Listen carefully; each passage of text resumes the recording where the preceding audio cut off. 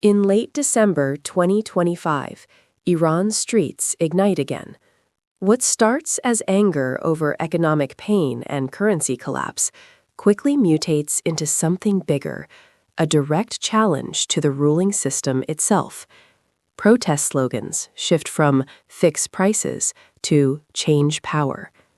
Within days, demonstrations spread widely. Reports describe activity across many cities and provinces. How Iran will react if the U.S. intervenes.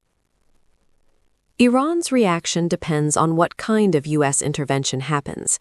Think of it as a menu of responses: propaganda, policing, pressure, and retaliation. If U.S. leaders publicly encourage protesters and promise help, Iran will likely react by shouting "foreign plot" even louder.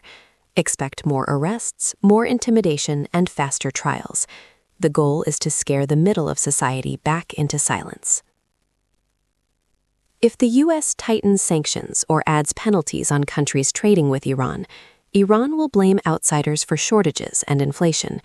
It will lean harder on smuggling routes and shadow finance, Clamp down more at home to prevent unrest from growing.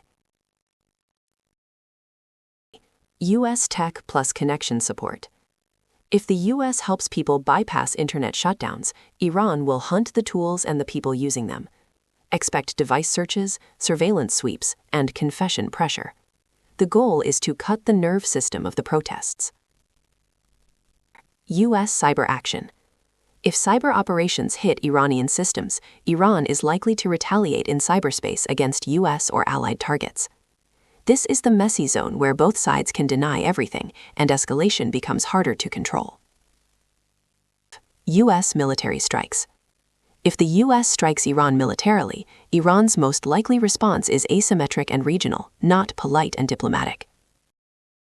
Iranian leadership figures have explicitly warned that U.S. bases and ships, and Israel, could become targets if Iran is attacked. Inside Iran, the regime will label dissent as wartime betrayal and intensify the crackdown under national defense.